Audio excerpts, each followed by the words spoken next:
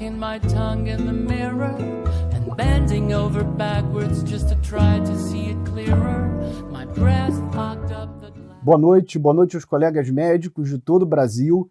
É com enorme satisfação que eu, Ronaldo Carneiro, médico, representante da farmoquímica, da área médica da farmoquímica, tenho o prazer, de anunciar para vocês o nosso evento, que foi construído aí com muito carinho para atender a tantos médicos do nosso país e que em muitas mãos aqui a gente com os colegas definiu a temática Uma Visão Integrada da Flebologia Moderna focada no paciente. O paciente é sempre o nosso principal motivo de atenção.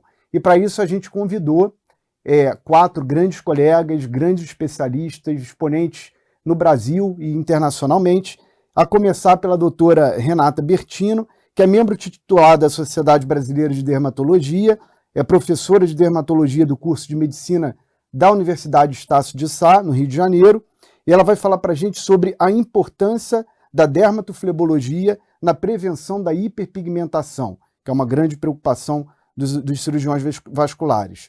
Em seguida, Dr. Breno Seabra, que é angiologista e cirurgião vascular pela Universidade Federal do Espírito Santo e é mestre em políticas públicas de saúde, vai falar para a gente sobre pigmentou, doutor, e agora? Opções de tratamento para os principais tipos de hiperpigmentação pós-procedimento.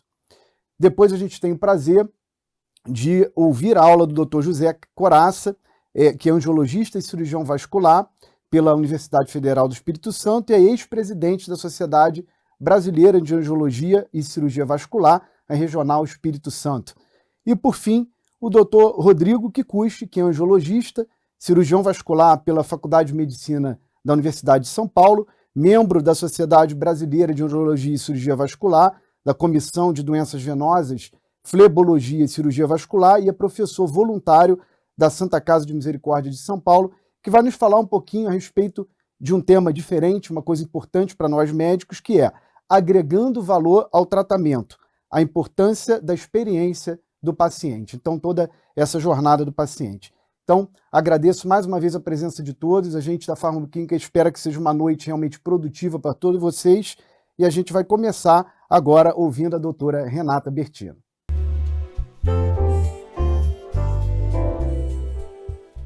Boa noite, sou Renata Bertino, sou dermatologista. É um prazer enorme estar palestrando para todo o Brasil, dividindo um pouquinho a minha experiência prática, principalmente quando a gente fala em prevenção de hiperpigmentação. Minha declaração de conflito de interesse.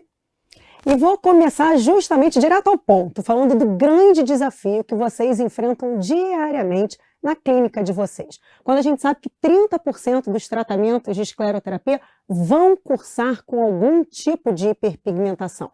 E por mais que a gente saiba que 80% vai desaparecer em aproximadamente 6 meses, é algo que chateia demais o paciente. Então vou tentar trazer um pouquinho de um conceito que a gente tem na dermatologia há muitos anos, que é o preparo da pele do paciente. Quando a gente faz isso, a gente, além de evitar resultados inestéticos, a gente está dando a mão para o paciente e dizendo que a gente vai acompanhar ele durante todo esse percurso.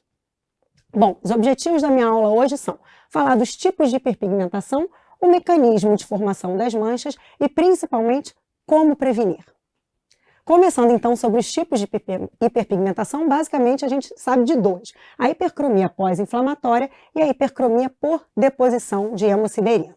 Então, falando um pouquinho primeiro da hipercromia pós-inflamatória, vocês sabem muito bem que quando acontece o tratamento do vaso, há uma resposta tecidual ao resíduo necrótico daquele vaso destruído, que obviamente essa resposta inflamatória vai ser maior quanto mais calibrosa e geralmente mais profunda for a veia.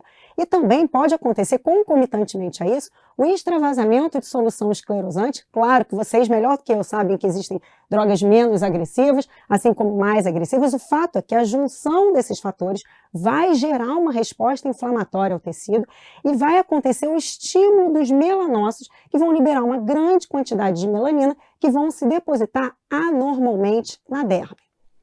Quando a gente fala de hipercromia por deposição de hemosiderina, também após o tratamento do vaso, também acontece a deposição do resíduo necrótico, daquele vaso destruído, mas o coágulo ele fica retido e protegido pela parede do vaso e vai ser absorvido mais lentamente pelos macrófagos. E justamente esse tempo prolongado que vai transformar a hemoglobina em hemosiderina e ferro livre. Quando esse vaso se rompe, esses componentes vão se dispersar e vão alterar a cor da derme, assim como gerar uma resposta inflamatória ao tecido. E ainda tem alguns autores que falam que acontece a formação de radicais livres justamente pela oxidação do ferro e que se estimula melanócitos e pioram as lesões. Ou seja, a gente vai estar falando de uma hipercromia mista. Como prevenir? É o que eu sempre falo, mata no peito. Pega esse paciente junto com você e se você já falar para ele que desde o início você vai estar fazendo um programa de tratamento, inclusive prevenindo algumas das complicações que eles também já sabem, você com certeza vai ganhar mais segurança desse paciente. Então, primeira coisa, a partir de quando você examina esse paciente. Pela anamnese, você já consegue ter alguns sinais de alerta.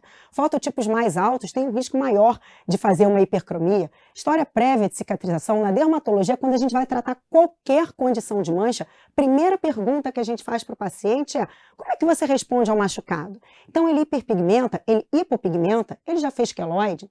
Outras desordens de hiperpigmentação, se o paciente tem melasma, se ele tem alguma foliculite hiperpigmentada, pacientes que realizam terapia hormonal, o próprio anticoncepcional oral, assim como alguns medicamentos que sabidamente aumentam o risco de desenvolvimento de hipercromia. E aí, eu quero falar um pouquinho sobre os cuidados pré, per e pós-procedimento. O que vocês muito fazem, que eu noto, é, durante o procedimento e no pós-procedimento, vocês vão tentar manejar aquele paciente, claro, mas por que a gente não pode começar isso antes, né? Então, a gente vai diminuir muito a chance desse paciente desenvolver uma hiperpigmentação. Desde o preparo da pele, isso é um princípio básico, hidratando a pele desse paciente. Usando despigmentantes 2 a 3 semanas pré-procedimento, eu vou dar um macete para vocês. Uso de complementação oral com os nutracêuticos, por exemplo. Isso foi um divisor de águas na minha vida como dermatologista, tratando pacientes com melasma, por exemplo. Escolha do material utilizado, isso vocês certamente sabem muito mais do que eu. Uso de meias compressivas quando indicado, por exemplo, nos casos de escleroterapia. Uso de resfriadores quando indicado, por exemplo, na laser terapia, além da fotoproteção. Então, começando um pouquinho falando do preparo da pele, com a hidratação, a melhor forma de prevenir uma lesão, especialmente quando a gente fala de membro inferior, é realizando uma correta hidratação local. E aí, essa hidratação ela precisa ser intensa e prolongada, de preferência cremes que têm uma absorção imediata, isso aumenta inclusive a adesão do paciente ao tratamento, com baixa concentração de substâncias irritativas, afinal de contas a gente está falando de procedimentos que causam inflamação local, potencial anti-inflamatório, e lembrando que o melhor momento para hidratar é sempre imediatamente após o banho. A nossa pele tem uma capacidade de absorção 2, 3 vezes maior quando a gente realiza na pele ainda úmida. E aí o pulo do gato.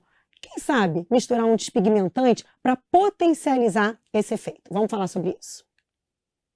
Então, começando, dando aqui uma opção de hidratação para vocês, o Fletop é uma excelente escolha, porque além dele ter os ativos como a calêndula, a central asiática, a castanha da Índia, ele tem a menina dos olhos, que é o Pycnogenol, que tem ação anti-inflamatória, antioxidante, vasorrelaxante, ou seja, a gente consegue com essa associação de ativos efeitos calmante, cicatrizante e anti-inflamatório, que é o que a gente precisa para esse perfil de paciente.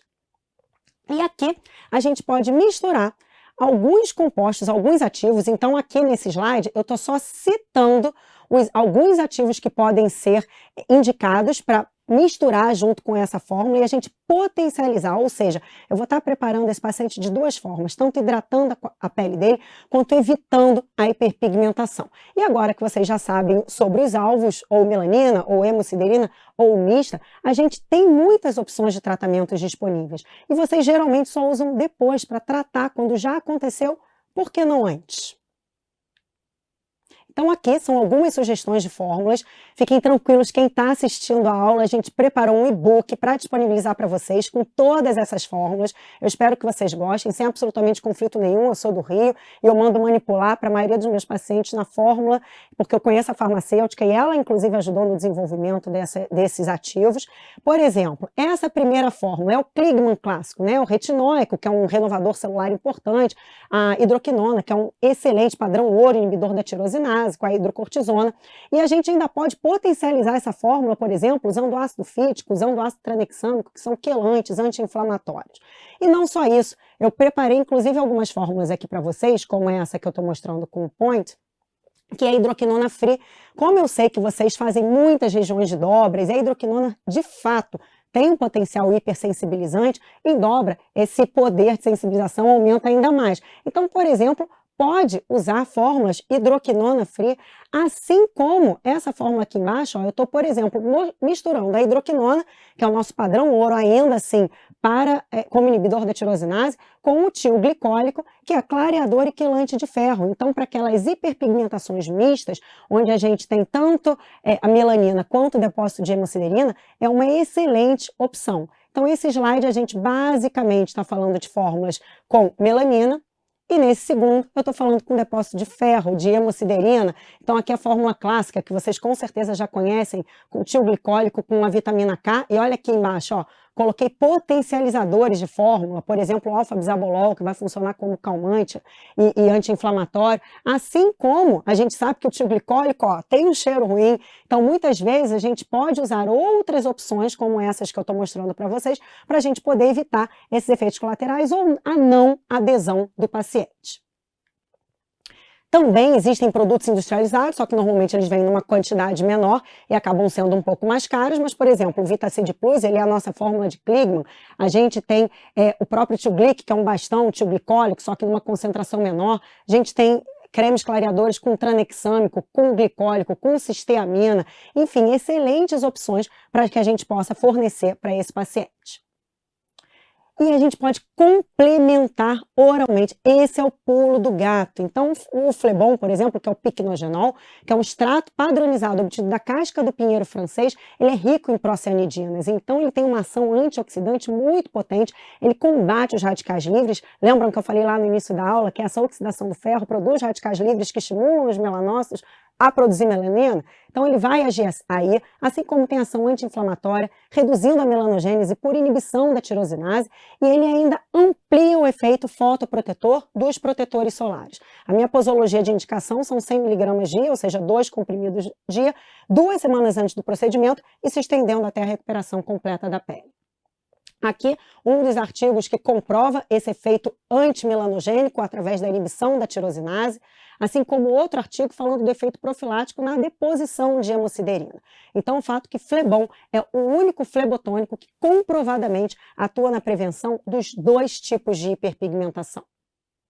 Além disso, nunca podemos esquecer de fazer a fotoproteção desse paciente. As manchas, elas são exacerbadas pela radiação do tipo UVA, UVB, luz visível, infravermelho. Então aqui eu coloquei alguns produtos industrializados que vendem em farmácia comum, que tem uma quantidade maior, que são fáceis de espalhar, rápida absorção, com vários tipos de FPS, para que vocês também possam associar e indicar ao paciente. Então, qual é a minha take-home message, né? O que eu acho que pode agregar na experiência, na prática clínica de vocês? Não pague para ver. Você tem que agir antes. Isso é mais seguro para você como médico, mas também para o seu paciente. Aquele paciente que não vai te largar, que vai saber que você está com ele do início ao fim do tratamento. Você está aumentando a experiência que esse paciente vai ter com você. Então, a conduta deve começar 2 a 3 semanas pré-procedimento. Isso pode entrar no seu plano de tratamento com esse paciente. Então, coloque uma medicação oral, Flebon, por exemplo, 2 comprimidos, como eu disse, 2 semanas antes do procedimento e até recuperação completa da pele. Você pode associar, como eu disse, o hidratante, por exemplo, o Fletop, imediatamente após o banho, com o despigmentante. E aí eu sempre indico misturar a quantidade semelhante a uma moeda pequena por perna ao hidratante e já começar isso 2 semanas antes do procedimento. E o interessante é depois. Se vier a acontecer alguma hipercromia, você pode manter localmente naquele ponto específico. Além do protetor solar, sempre pedir para o paciente aplicar na região submetida ao procedimento pela manhã e reaplicar caso haja exposição ao sol. Muito obrigada, espero que eu tenha ajudado aí na experiência prática de vocês. Até a próxima.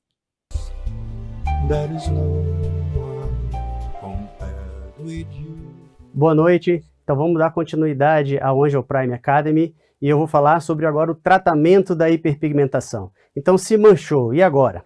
Então se todos com os cuidados que a doutora Renata já passou para vocês, vocês fizeram de tudo e mesmo assim manchou, o que a gente precisa fazer para o nosso paciente? Então a primeira coisa é dar assistência, não negligenciar o seu paciente. Nós fizemos uma pesquisa na nossa clínica e vimos que dos quase 400 pacientes que nós atendemos, a maioria eram pacientes externos, 77%, e quase 81 deles estavam nos procurando porque se sentiram abandonados pelo seu médico em algum momento. Então é muito importante você acolher o seu paciente, explicar previamente que a hiperpigmentação é a complicação mais comum e que se ela acontecer, você tem toda a capacidade, toda a atenção e o cuidado para ajudar a resolver esse problema. Como a Renata também falou, 30% dos tratamentos vão manchar. E a boa notícia é que 80% vai sumir em 6 a 12 meses e mais de 90% some em até 2 anos. É muito importante manter a ação do Flebon durante todo o tratamento, porque como a Renata também já explicou na aula anterior, ele é rico em procianidinas, então que são anti-inflamatórios, antioxidantes, inibidores de tirosinase, então vão ajudar a clarear as manchas dos pacientes. E começar a tratar logo, começar com 30 dias, não esperar longos períodos para começar o tratamento do seu paciente. E usar uso de quelantes ou tecnologias, dependendo do que você tiver no seu consultório. A gente vai ver que tecnologia é algo que ajuda bastante, mas que é oneroso. Então não é da realidade de todo mundo, mas é possível usar cremes, quelantes, mesoterapia, e nós vamos falar agora um pouquinho sobre isso. Então eu trouxe um estudo aqui para falar de vocês sobre o efeito do piquenogenol com a melanina. Então nesse estudo, que é um estudo brasileiro em associação com um laboratório norte-americano, eles mostraram a ação antimelanogênica do piquenogenol. Então as peles expostas à radiação UVA, UVB, elas demoram a ter aquele eritema e também depositam muito menos melanina após essa exposição aos raios ultravioleta. Nesse outro estudo, que é um estudo japonês e sul-coreano, eles mostraram a potência da atividade antitirosinase do piquenogenol e foi quase 60% superior ao ácido cógico. E o que eles perceberam também, que quanto maior a concentração do piquenogenol, menor o depósito de melanina na pele. Então a gente percebe aqui a concentração do piquenogenol aumentando e a concentração de melanina na pele diminuindo. Esse último estudo é um estudo desenvolvido por mim e o Coraça em parceria com a Farmoquímica, no qual nós avaliamos pacientes Fitzpatrick 4, que foram submetidos à cirurgia de blefaroplastia. E nós pegamos esses fragmentos de pele e colocamos em soluções embebidas de interleucina 1, simulando o ambiente inflamatório, que é o que a gente faz nos nossos tratamentos. E aí colocamos, além disso, em soluções de diferentes concentrações de Flebon. E o que nós identificamos? Que o grupo da interleucina 1 foi um grupo no qual a gente teve um acréscimo de 26% no depósito de hemosiderina. E os grupos do Flebon, que são esses três aqui, houve um decréscimo aí, de 25%, 26%, com significância estatística. Então a gente consegue afirmar para vocês, através desse estudo, que o Flebon é o único medicamento no mercado capaz de reduzir o depósito de hemosiderina, que é o mais difícil de tratar. Esse último estudo aqui que eu trouxe também é um estudo que acabou de sair, agora em abril desse ano. É um estudo italiano, no qual os colegas avaliaram o uso do piquenogenol previamente ao tratamento de escleroterapia. O que eles fizeram? 2 grupos, um grupo que foi submetido ao tratamento com piquenogenol 7 dias antes e durante todo o tratamento de escleroterapia, e outro grupo que não foi submetido ao uso de nenhuma medicação. E o que eles viram? 2 grupos, então, um grupo do piquenogenol com 84 pacientes e o grupo controle com 77 pacientes. E os sítios de injeção, da onde foi feita a escleroterapia, 420 num grupo, 431 no outro. E o que eles perceberam ao longo do tratamento? Que o percentual de hiperpigmentação no grupo do piquenogenol foi infinitamente, quase mais da metade, menor do que o grupo controle. Então é mais um estudo mostrando a eficácia da medicação para a prevenção dos 2 tipos de hiperpigmentação. E agora nós vamos falar um pouquinho sobre os quelantes. Então o que é primeiro um quelante? Quelante é todo agente utilizado para capturar, transportar ou eliminar substâncias do organismo. E nós temos vários quelantes. Tem a deferoxamina, o ácido tioglicólico, que a Renata já falou, êmblica, ácido fítico, antipólon HT e a alfarbutin. Esses são os principais que nós vamos falar aqui, que vão dar um norte para vocês para tratar esse alvo, se é a melanina ou se é a hemosiderina, que é o ferro que vocês querem tratar. Então, a mesoterapia ou intradermoterapia nada mais é do que uma técnica que você injeta medicação na derme reticular. Esse quelante ele vai ficar ali durante o tempo necessário para quelar a substância que você deseja. No nosso caso, o ferro. Então, para aquelas manchas de hemosiderina, nós vamos usar a mesoterapia com deferoxamina. E aí, a deferoxamina vai quelar o ferro da hemosiderina e da ferritina, mas não vai pegar o ferro da hemoglobina. E 90% da sua eliminação é renal. Aqui embaixo eu coloquei para você a forma de como diluir a medicação. Depois, se vocês quiserem, a gente pode também disponibilizar para vocês sem problema algum. E é assim que você vai fazer. Vai injetar ponto a ponto 0,1 ou 0,2 ml desse quelante no local da mancha e vai ficar com esse aspecto no final. Essa imagem aqui é inicial de uma mancha, de um hematoma, e aqui a imagem logo após o tratamento com mesoterapia. O ácido tioglicólico, como a Renata também já falou, é um ácido de fácil oxidação, mas ele possui enxofre na sua fórmula. Então ele tem um odor muito característico de ovo podre, então diminui muito a adesão das pacientes por conta disso. Então o que a gente sugere? Sugere que vocês prescrevam o ácido tioglicólico nanovetorizado, que é uma tecnologia que perde um pouco da potência, mas também ameniza muito ou até elimina o odor ruim desse ácido. Geralmente nós começamos nas concentrações de 5 a 10% para uso domiciliar. A gente vai tateando, manipula quantidades pequenas e vai aumentando ou diminuindo de acordo com a resposta do seu paciente. Tem alguns colegas que gostam de fazer peeling em consultório. Eu oriento quem está começando não fazer. Primeiro pelo risco de queimadura e segundo pelo forte odor de enxofre que vai acabar ficando no seu consultório. E aqui só um exemplo do quanto esse ácido ele é potente, ele pode queimar a pele dos pacientes.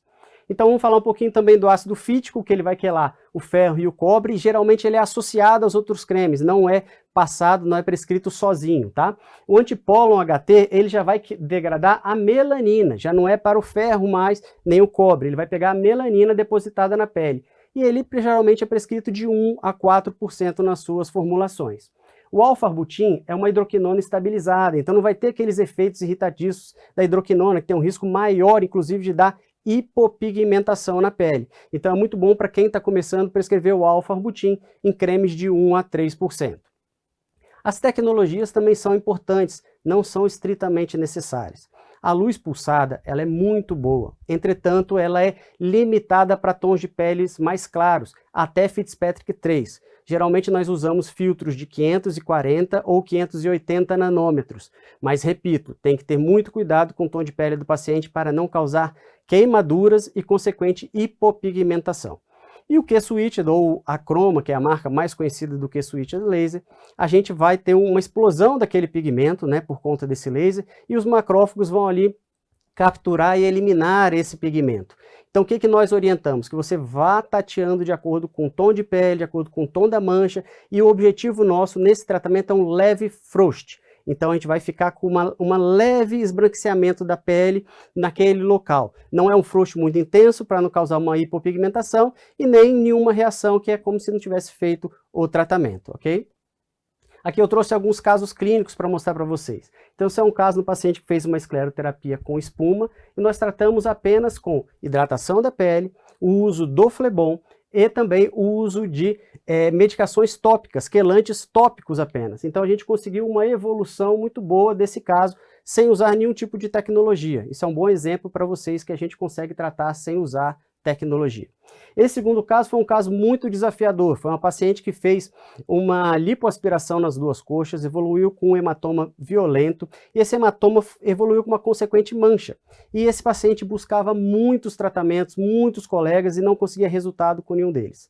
Chegou para a gente, nós iniciamos uma hidratação vigorosa, a ausência do sol, o uso de piquenogenol na dose de 100 mg a cada 12 horas e também usamos a mesoterapia com deferoxamina. E aí, após mais ou menos 4 a 5 meses de tratamento, nós conseguimos esse resultado na coxa dessa paciente. Esse terceiro caso já é um caso de um paciente que fez uma safenectomia parcial conosco e no pós-operatório ele se queixou das manchas ao redor da incisão, aqui na região abaixo do joelho e também na região do tornozelo. Então nós também hidratamos a pele, usamos o Flebon durante esse período e fizemos a luz pulsada. Repare que esse paciente tem uma pele mais clara. Então, ao longo de mais ou menos uns 6 meses, nós conseguimos eliminar todas essas manchas no local, como eu estou mostrando para vocês.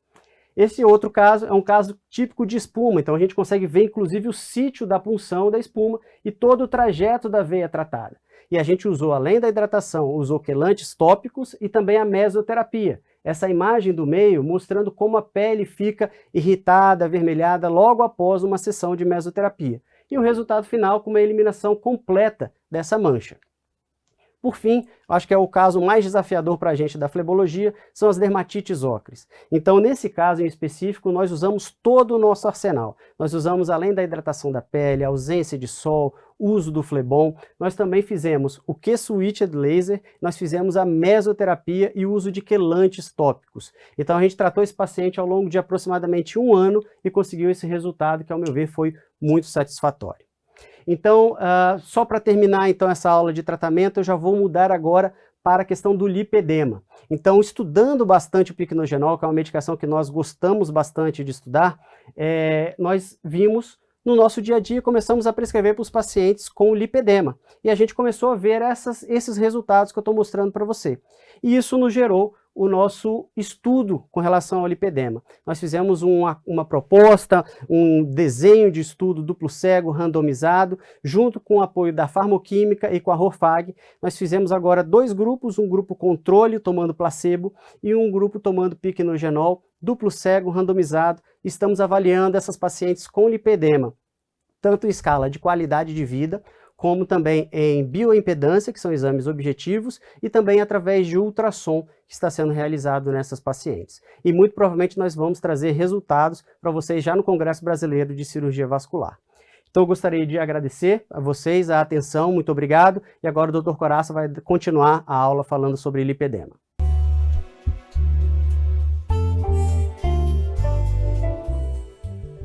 Olá, boa noite. Temos aqui uma aula, uma complementação do que o Breno já falou, que a gente está fazendo um trabalho sobre lipedema, e todo mundo já conhece bastante o lipedema. A gente vai tentar trazer algumas coisas novas de fisiopatologia e também como tratar o lipedema de uma maneira mais simples. Meus conflitos de interesse, infelizmente, são poucos. Tá? Lipedema é isso aqui que vocês estão vendo. Tá? São deposição de gordura, em alguns locais, principalmente membros inferiores, e eu não gosto muito dessas classificações, porque nenhuma delas inclui membro superior. E eu sempre gosto de descrever aonde está cada lugar, se tem nódulo, se não tem, se tem edema, se tem celulite, então eu sempre gosto de falar isso. E o muito importante no diagnóstico diferencial é exatamente isso aqui, ó. Os pacientes com lipedema, ao volume grande que nós temos aqui de coxa e de perna, mas respeita o pé. Só na fase 4, que alguns autores falam em fase 4, é que você vai ter o lipolinfedema, que é uma sobrecarga tão grande que já não dá mais conta do sistema linfático drenar isso tudo. Esse slide aqui é um slide gentilmente cedido para mim pela doutora Anke Bergman, do Rio, fisioterapeuta com grande experiência em drenagem, que mostra, nesses trabalhos aqui, basicamente com linfocintilografia, nesses aqui usando verde de indocianina, que os pacientes com lipedema apresentam comprometimento linfático e venoso. Esse trabalho que a gente está fazendo, a Fanilda está fazendo ultrassom e de vez em quando ela fala assim, Zé, pô, não tem nódulo, eu falo assim, mas tem sintoma. Então, quer dizer, ela já tem comprometimento. E essas alterações já existem antes do aparecimento dos edemas e do linfedema. E quanto maior o estágio do lipedema, maior o comprometimento venoso e linfático. No lipedema, o comprometimento venoso, ele começa a ocorre um excesso de fluido, que vai ser drenado pela reserva funcional, como nós estamos vendo aqui. Quando você começa a ultrapassar essa reserva funcional do sistema linfático, você passa a ter edema. Além de edema com líquido, você também começa a ter edema com proteínas no intestino, e isso vai gerar o linfedema posterior. Esse slide aqui é um pouco complicado, eu não vou tecer tudo sobre ele. Mas nós temos aqui, no lipedema, nós temos fatores genéticos que vão influenciar em fatores hormonais e outras causas, que a gente vai ver mais em seguida. Todos eles vão gerar citocinas inflamatórias, que vão alterar a microcirculação, aumentar a fragilidade capilar, e aí nós temos os hematomas e petequias com mais frequência. Nós temos a hiperpermeabilidade, que vai gerar um ultrafiltrado. Isso aqui, com o tempo, vai evoluindo para o linfedema. Uma coisa muito importante nesses pacientes que aumentam grande quantidade de volume é a hipóxia que ocorre. Essa hipóxia vai gerar a expressão de um fator chamado fator induzido por hipóxia, que vai induzir o fator endotelial vascular, que vai gerar uma proliferação de vasos, e esses vasos normalmente mal formados. E aí você tem que a gente chama de vasos vazantes, quer dizer, eles deixam sair líquido. Tá? Aí você vai ter inflamação, vai gerar dor, aumento do volume dos membros, principalmente em joelhos, em coxa, que vão alterar a mobilidade. Tudo isso, tá? Junto com fibrose, com linfedema, tudo isso, um ajuda o outro. Você tem vários idas e vindas nesse gráfico aqui. Então, esse gráfico é muito importante, vocês olharem depois com calma, a gente pode fornecer para vocês entenderem a fisiopatologia do lipedema. O lipedema, nós temos fatores hormonais, como eu falei, que é basicamente o hiperestrogenismo, predominância, isso a gente vê, predominância do sexo feminino, piora nos períodos de turbulência hormonal, que seriam puberdade, gravidez, indução de gravidez e menopausa. Fatores genéticos, que cada dia a gente está vendo mais, uma incidência familiar de 60%, nós temos aqui a alteração do fator plaquetário 4, na indução gênica do PLIN, que vai gerar perilipina, no PROX, que é básico para a formação de linfático. Então, esses aqui são poucos que eu botei aqui, mas hoje a gente já está vendo uma grande incidência de alterações hormonais e genéticas nesses pacientes. E os fatores epigenéticos, que são má alimentação, alergias e intolerâncias, fumo, álcool, sedentarismo, uso de hormônios anabolizantes. Isso aqui é que vai, às vezes, descompensar um paciente com lipedema. Por que nós escolhemos o picnogenol para fazer esse trabalho? O picnogenol ele influencia nos fatores hormonais, então ele regula os níveis de caveolina, que é muito importante na membrana plasmática, diminuindo a exposição dos receptores de estrogênio alfa, que são lipogênicos. As antocianinas presentes no picnogenol transformam estradiol em estrogênio. Citocinas pró-inflamatórias. Picnogenol, as procianidinas fazem varredura de radicais livres, tanto radicais livres de oxigênio quanto de nitrogênio, e inibe a atividade da óxido nitroso induzida. Bloqueia a ativação do NF-κB. O NF-κB é um dos maiores indutores de inflamação que nós temos. Ele vai ativar isso aqui, chamado inflamação NLRP3, que vai produzir interleucina B, interleucina 6 e vai retroalimentar.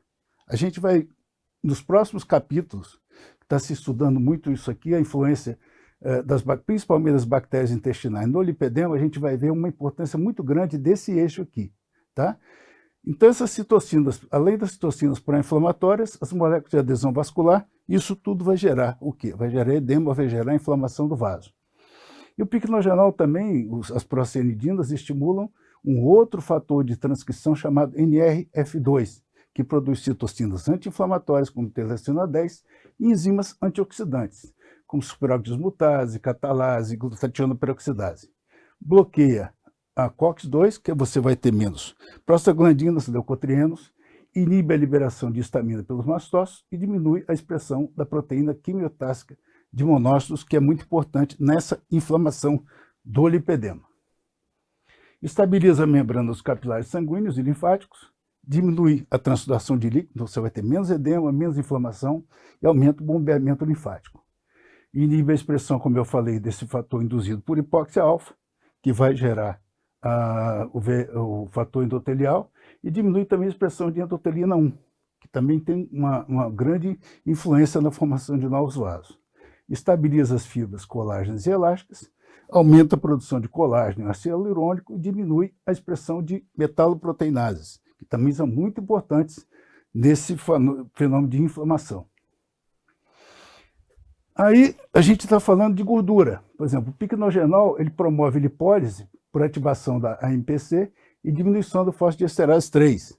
Aumenta o RNA mensageiro da lipase hormônio sensível, que é uma enzima lipolítica.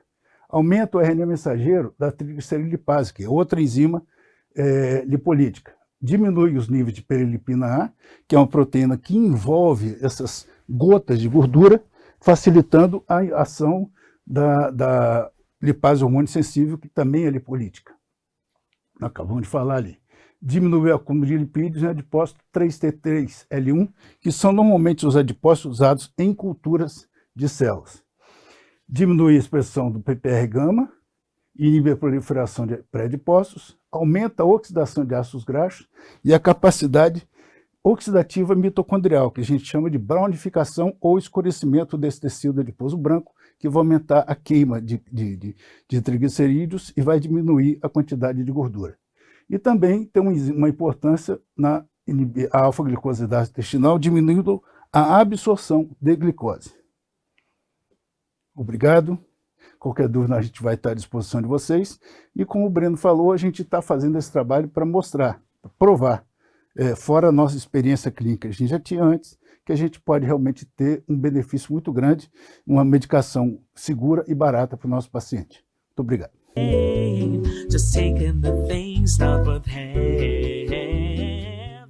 Muito boa noite, pessoal. É um prazer estar com vocês aqui, Brasil, de norte a sul. Tanta gente diferente reunida aí, eu sei que vocês estão esperando para comer, mas eu estou aqui para falar de um assunto que não menos interessante dos meus colegas anteriores, mas também a parte prática, que é agregar valor aqui ao tratamento do paciente de vocês. Porque a gente não foi formado com essa ideia, a gente não tem a ideia ou não tem o conceito de como melhorar o nosso atendimento agregando valor. Aliás, né, o que é agregar valor? Quando a gente pensa em marketing, automaticamente vem a ideia de propaganda, né? Propaganda é divulgação, é colocar a imagem do nosso serviço, do nosso produto, ou de a gente mesmo aí nas mídias sociais, ou mesmo fazer a imagem do que a gente faz para o paciente. Mas marketing não é só isso, né?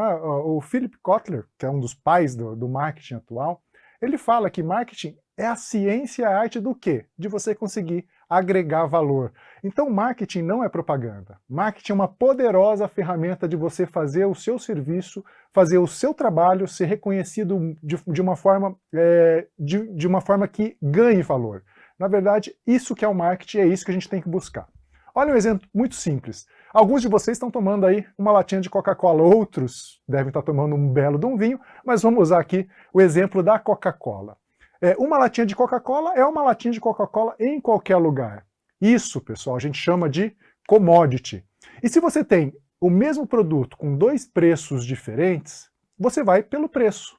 Mas olha só, como que você pode fazer algo diferente com a latinha de Coca-Cola a ponto de você cobrar até o dobro do preço? Um exemplo é, basta gelar a Coca-Cola. Quem que vai querer beber uma Coca-Cola quente? Se você gela a Coca-Cola, você agregou valor ali ao produto, podendo cobrar mais. Ou seja, a percepção do preço tem a ver com a percepção do valor. O que vale a pena pagar mais. Isso é conseguir agregar valor. Agora, não é só isso. Por quê?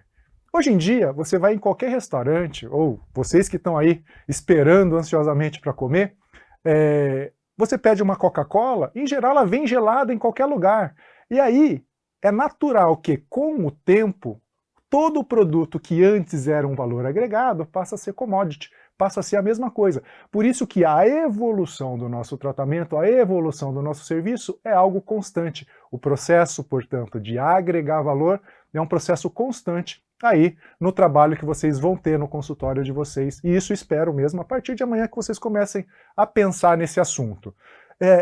Então, como que a gente, tendo já uma Coca-Cola gelada, como que a gente consegue agregar mais valor a isso? Um exemplo que eu trago é do Café Florian, em Veneza, onde você paga mais ou menos R$65 por uma Coca-Cola gelada. Obviamente, aqui não é a Coca-Cola gelada. É o ambiente, você está virado de frente para a Piazza San Marco, ou seja, localização, você agregou valor com a localização, a gentileza e o bom treinamento dos garçons, ou seja, você agregou valor com o serviço oferecido, com a prestação de serviço, e dessa forma o cliente que está lá consegue pagar, ou não se vê, ou não tem problema em pagar R$ 65 pela Coca-Cola gelada. Então este é o nosso serviço de agregar valor. É a frase clássica, né? Preço é o que você cobra, valor é o que o paciente está levando do seu consultório. E a sua função é, além de prestar um bom serviço, é agregar valor a ele. O valor percebido, né, vem através dessa fórmula que está aqui. Todo mundo sabe que eu adoro fórmula, né? Adoro matemática, mas está aqui uma fórmula dentro das ciências humanas, dentro dessa parte de agregar valor em marketing e agregar valor no seu serviço. O valor que é percebido pelo paciente vai dos benefícios que você fornece, menos os custos que o paciente tem. Quando a gente pensa em custo, e aqui está o nosso erro, o custo que o paciente tem não é só custo financeiro. E além disso, portanto, você não adianta ser só bom no que você faz, você tem que demonstrar ser bom. O paciente tem que perceber que você é bom. E aí não é só você como pessoa, mas tudo que está ao redor. Cada ponto de contato do seu paciente com a sua prestação de serviço, desde o telefonema da sua secretária, faz parte dessa percepção de valor. Olha só um exemplo aqui. Quando nós fizemos aqui uma comparação entre laser e escleroterapia líquida, na foto o laser foi melhor. Mas ao perguntar para o paciente ficou mais contente com a escleroterapia líquida. Olha só que engraçado, o laser clareou mais, mas o resultado de percepção do paciente foi melhor com a escleroterapia. Por quê? Ao relatar a questão de dor, o laser foi muito mais doloroso do que a escleroterapia. Então, o fato do paciente sentir dor desagregou percepção de valor ao seu procedimento.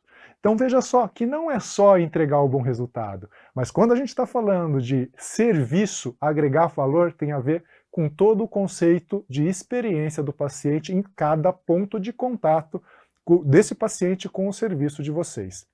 Portanto, no consumo de serviço, a gente tem o seguinte, o preço que você coloca no seu serviço, né, no seu trabalho, vai de acordo com a percepção de valor que o paciente tem. E valor é benefício menos custo, a gente já viu isso.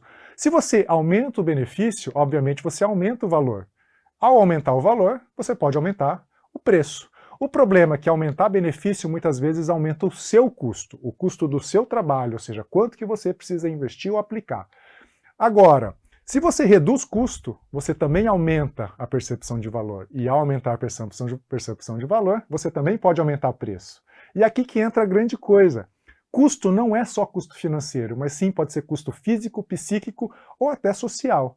E quando a gente pensa nesse sentido, é justamente esta fórmula aqui que a gente chama de valor agregado. Portanto, dependendo do seu público, dependendo do seu local, se o seu serviço oferece estacionamento, isso aumenta a percepção de valor. Não oferecer estacionamento, muitas vezes, diminui a percepção de valor. Se você tem um tipo de atendimento que oferece conforto ao paciente, isso aumenta o valor percebido. O contrário, desagrega o valor. Assim como os segmentos sociais, né? Depende de cada segmento social, muitas vezes existe uma percepção de valor diferente uma da outra. Por isso mesmo, é muito difícil você agregar valor para públicos variados. Segmentação de mercado hoje é um fato. Você não agrada gregos e troianos ao mesmo tempo. Não adianta. Se você pensa em paciente de flebologia, é muito difícil você agregar valor a este paciente de flebologia e também ao paciente arterial ao mesmo tempo. Então, muitas vezes você tem que segmentar esse mercado, e nem que seja em dias diferentes de atendimento, em formas diferentes de atendimento. Caso contrário, você não é capaz de fazer a percepção de valor do seu serviço ser reconhecida. Qual que é o seu objetivo final? Você quer deixar a perna do paciente limpa ou você quer deixar o paciente feliz? A recomendação é justamente que o paciente fique feliz. A questão é, será que eu estou pronto para mudar? Será que eu tenho essa capacidade? Ou será que eu tenho essa coragem? É isso que eu coloco para vocês hoje aqui. Que vocês vão para casa ou conversem aí depois aí no jantar. Como que vocês poderiam fazer dentro do serviço de vocês para fazer essa percepção de valor aumentar? E não tem nada de errado você optar em segmentar ou fazer diferente. A questão é que você tem que focar e seguir um caminho específico. Não dá para abraçar o mundo. Vocês têm que escolher qual caminho você vai ter e qual que vai ser a sua prática e o seu serviço. Lembre-se, não importa o que você acha, importa o que o seu paciente sente, qual que é a percepção do seu paciente. Por isso, pergunte. Não acredita que está tudo bem. Pergunta para o seu paciente se está tudo bem. Pergunta para o seu paciente como você pode melhorar. Porque existem alguns aspectos que mais influenciam a avaliação do serviço. A confiabilidade, a tangibilidade, a prestabilidade, a credibilidade e a empatia. Isso daqui transforma o que o seu paciente percebe do seu serviço. É aqui que você tem que focar para fazer diferença. Não adianta achar que você vai buscar a perfeição. A perfeição, muitas vezes, ela não consegue ser cobrada e muito mais. A gente não consegue, muitas vezes, valorizar isso, a perfeição. E, além disso, lembre-se, se você vai ser o exemplo e o espelho, você tem que cuidar de você mesmo em todas as esferas. Não adianta você se dedicar 100% ao trabalho. Você precisa estar bem para oferecer um bom serviço, para oferecer um serviço de valor agregado. E, finalmente, lembre-se, não adianta você simplesmente ler em livro. Não adianta simplesmente você copiar do outro. Por quê? O que vai te levar daqui para frente certamente não vai ser os mesmos caminhos que trouxeram outros colegas a essa posição. Tá certo, pessoal? Com essa mensagem aqui eu me despeço, mas logo na sequência eu vou chamar todos os apresentadores aqui para a gente ter um belo de um debate e espero muito da participação de vocês. Um grande abraço, a gente se vê daqui a pouco. Don't you worry about a thing, mama. Bom, voltamos aqui com os nossos colegas, nossas feras, depois de 4 aulas aí super práticas no dia a dia, né, do colega angiologista, cirurgião vascular. E agora, para finalizar, todo mundo com o garfo, com a faca na mão já, né? A gente vai fazer algumas... Aliás, a gente elencou aqui, são diversas perguntas, como sempre, algumas delas semelhantes, e a gente elencou algumas para fazer para você, para os nossos convidados. A primeira aqui, o doutor Bernardo quer saber, doutora Renata, se pode realizar procedimento de drug delivery com fletop e com as substâncias que a doutora Renata utiliza. Drug delivery eu só recomendo utilizar substâncias estéreis, né? Então eu não usaria o fletop e nem o despigmentante feito em farmácia de manipulação. Eu no meu consultório, por exemplo, eu uso bastante Skin Saver, ou outras substâncias que vêm no frasco estéreo, e aí você pode, imediatamente após o procedimento para realizar o drug delivery, colocar a substância estéreo, e aí você consegue uma maior segurança dessa forma. Então, eu não recomendo os produtos comuns, e sim, somente os que vêm em frasco estéreo. Maravilha. E aí, o doutor Raimundo pergunta também para a doutora Renata, na mistura, então, pessoal interessado nas questões dermatológicas, né, Renata? Isso aí. Na mistura com despigmentante, com hidratante, podemos associar corticoide tópico de baixa potência? Pode. Inclusive, uma das fórmulas que eu coloquei, que é a fórmula clássica de Kligman, ela tem a hidrocortisona, que é um corticoide de baixa potência. Se for uma fórmula sem hidrocortisona, ou você pode agregar na formulação, para ser menos uma coisa para o paciente ter que adquirir, ele usar só aquela... Essa é a grande vantagem da manipulação, né? Então, a gente juntar isso ao, por exemplo, fletop, ou então você pode, sim, entrar com um corticoide tópico de baixa potência associado. É interessante porque tem um efeito anti-inflamatório da substância. Maravilha. Pergunta para o Dr. Brena, pergunta de $1 milhão. Qual a dose utilizada de Flebon no estudo de lipedema que você e o Dr. Coraço estão conduzindo, Dr. Breno? Então, nós estamos usando a dose de bula, que é a dose de 50 miligramas a cada 8 horas, que é a dose padrão da medicação. Então, a gente espera que com esse resultado, a gente já tem visto na prática bons resultados em termos de alívio de sintoma, como edema, peso nas pernas, cansaço, a gente tem visto na prática, e a gente espera com esse estudo poder comprovar esse resultado. Maravilha. Doutor José Coraça, qual o seu protocolo para o tratamento de lipedema? Quais são as queixas do paciente? Bom, o paciente com lipedema, a gente está acostumado a ver as queixas principais dele são dor, peso, cansaço, hematomas frequentes, dor, às vezes ao toque ou espontânea, e aquele aumento de volume. Normalmente, o diagnóstico do lipedema, eu vou tentar fazer logo uma coisa, tem alguns outros perguntas. O diagnóstico do lipedema é clínico, né? Você não precisa ficar pedindo exames simplesmente por uma coisa que você está vendo. Se você acha que o paciente tem um distúrbio linfático, aí você pode pedir um outro exame. Se o paciente quer realmente ver, você pode pedir uma densitometria. Então, o diagnóstico do lipedema é clínico. Por que a gente começou a usar o picnogenol? Por quê? Conhecendo como a gente já vem conhecendo há algum tempo, um dia eu falei, gente, isso aqui tem utilidade, porque a gente realmente tem uma carência muito grande de produtos. A gente tem uma grande quantidade de fitoterápicos que a gente já experimentou também, mas a gente tem um produto que a gente sabe que tem, de onde vem, sabe a segurança que ele tem. E uma outra pergunta que fazem para a gente, né, que fizeram aqui. Qual o protocolo para tratamento do lipedema? Dieta, que é o mais importante. Se o doente não fizer dieta, tudo que você fizer, você está perdendo seu tempo.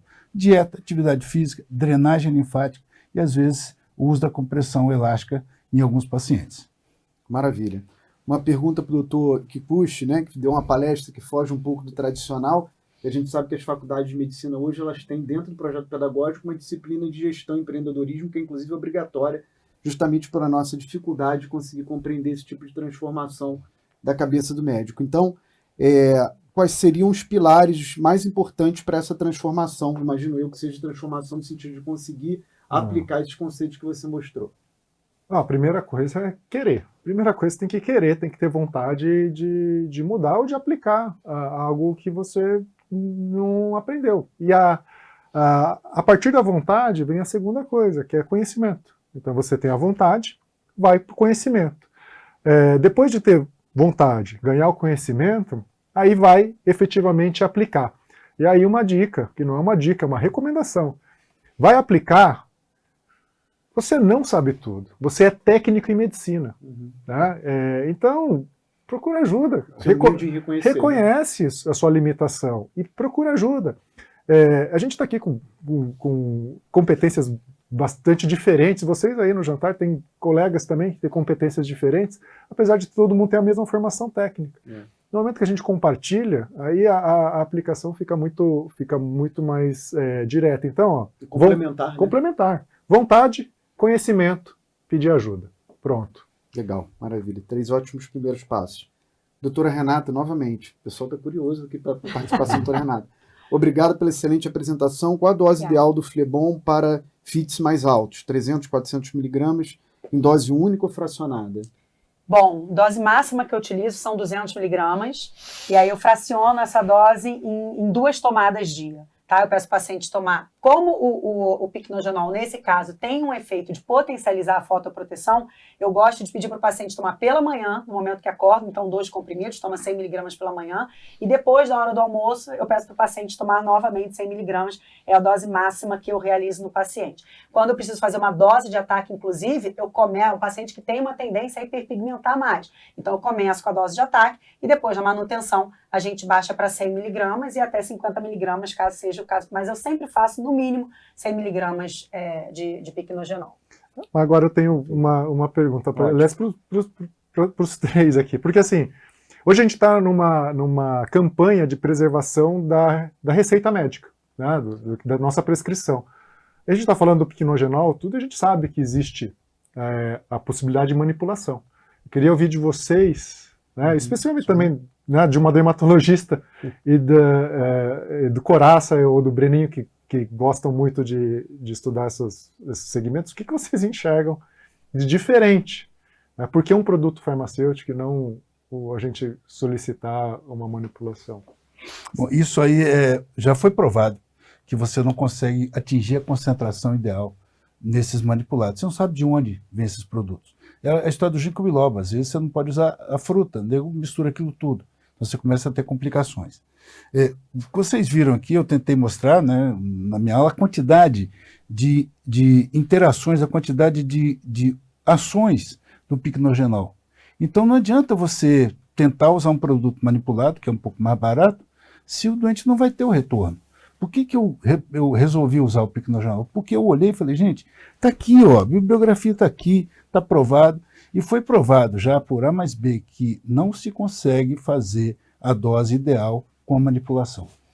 E o picnogenol, na verdade, o Flebon, ele é um extrato padronizado. Então, na verdade, existem procianidinas que ele possui, que já tem um estudo que saiu quentinho, aí agora eu não me lembro qual foi a revista, mas depois eu posso até disponibilizar para vocês, comparando o Flebon a outros 6 produtos manipulados e justamente mostra que a concentração de procianidinas, cafeico, enfim, outras substâncias que funcionam como antioxidante, anti-inflamatório, é completamente diferente. Então as pessoas hoje em dia falam picnogenol, mas o verdadeiro picnogenol é o que tem esse extrato padronizado, que é o obtido da casca do pinheiro francês, que é o Flebon.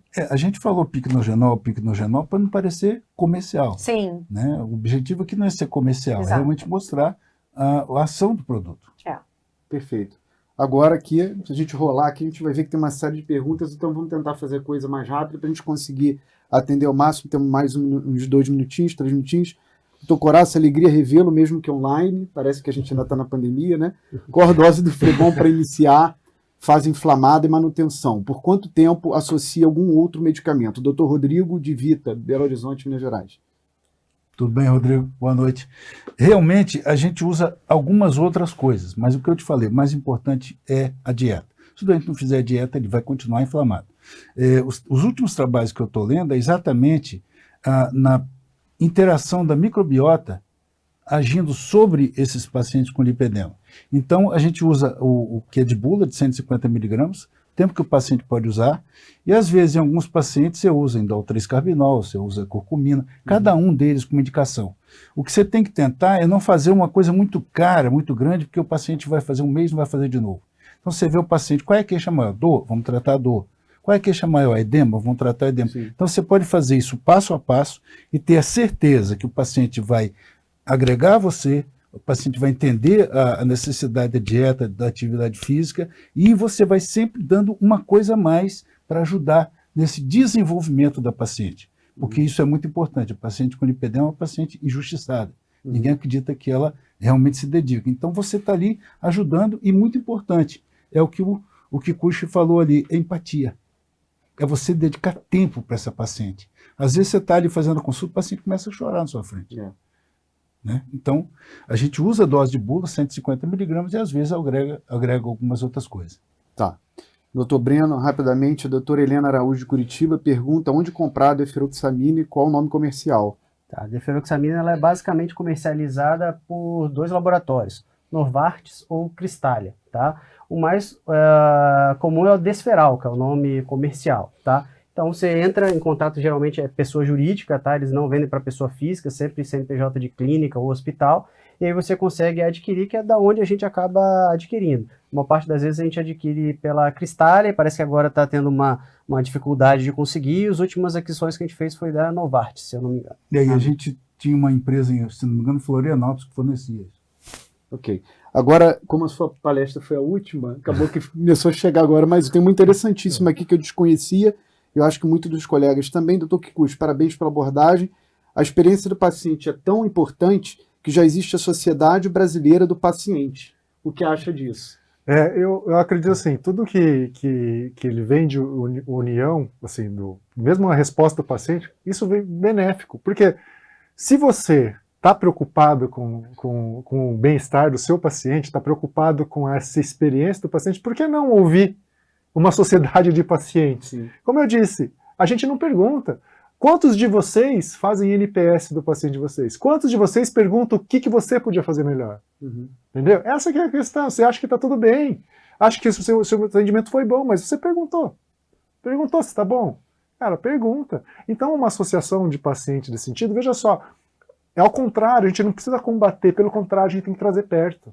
Porque se você entrar em confronto, aí você está fazendo algo justamente o contrário que esse tipo de sociedade vem, que na verdade ele vem para melhorar. Se você traz as informações dele e você aplica, eles vão se sentir acolhidos.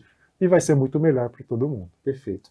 Pessoal, a gente poderia continuar mais tempo, né? Um jargão isso, mas a gente pede para que vocês enviem as perguntas, a gente selecionou aqui para respondê-las depois, as que não puderam ser respondidas aqui. A gente quer agradecer mais uma vez aos colegas, a todos que ficaram até agora, e agora aproveitar um pouquinho, né, a continuidade do evento aí em cada praça, em cada região do Brasil. Muito obrigado a todos, forte abraço, boa noite. Boa noite.